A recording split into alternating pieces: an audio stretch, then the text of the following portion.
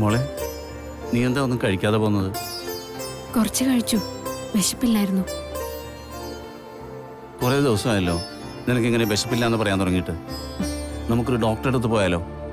ഉള്ളിൽ എന്തെങ്കിലും പ്രശ്നമുണ്ടെങ്കിൽ അറിയാലോ. അങ്ങനെ പ്രശ്നമൊന്നുമില്ല അച്ഛാ.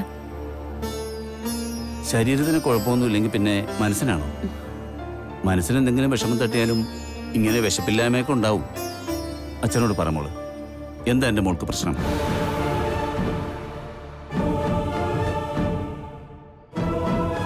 പ്രശ്നോ? എന്ത് പ്രശ്നം? അങ്ങനെയൊന്നുമില്ല അച്ഛാ.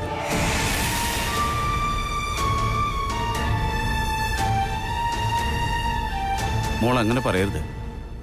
ജനിച്ചപ്പോൾ മുതൽ മോളെ അച്ഛൻ കാണുന്നതല്ലേ. നിന്റെ ഓരോ മാറ്റവും അച്ഛന് മനസ്സിലാവും. കഴിഞ്ഞ കുറേ ദിവസങ്ങളായി മോൾക്ക് പ്രകടമായ മാറ്റങ്ങളുണ്ടെന്ന് ഞങ്ങൾക്കറിയാം. അതുകൊണ്ടാണ് പലതവണയായി ഞങ്ങൾ അക്കാര്യം ചോദിക്കുന്നത്. ചെറുപ്പം മുതൽ മോളുടെ ഏത് ആവശ്യങ്ങളും നിറവേറ്റി തന്ന മോളെ ഞങ്ങൾ വളർത്തിയത്. ഇപ്പോൾ മോള് വളർന്ന് വലിയൊരാളായി. ഇനിയും മോളുടെ പ്രയാസങ്ങൾക്കൊന്നും പരിഹാരം കാണാൻ ഞങ്ങളെക്കൊണ്ടാവില്ലെന്ന് കരുതിയിട്ടാവും നീ ഒരു കാര്യം ഞങ്ങളോട് പറയാത്തത്. അക്കാര്യത്തിൽ ഞങ്ങൾക്ക് വിഷമമുണ്ടെങ്കിലും പരാതിയൊന്നുമില്ല. ഒക്കെ മോളുടെ ഇഷ്ടം.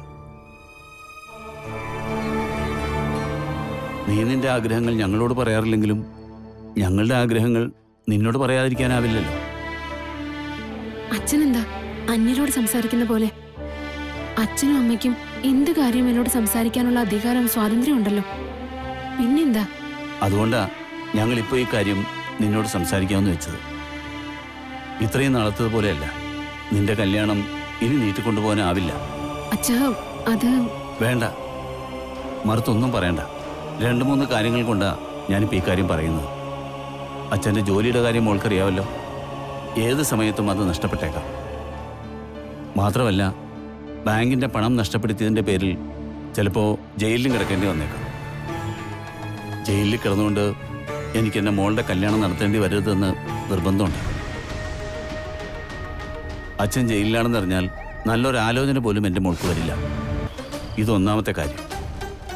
ഇനി രണ്ടാമത്തെ കാര്യം, ചന്ദ്രസേനും രാഹുലും ഒക്കെ പകമൂത്ത് നടക്കണമെന്ന് മോൾക്കറിയാമല്ലോ.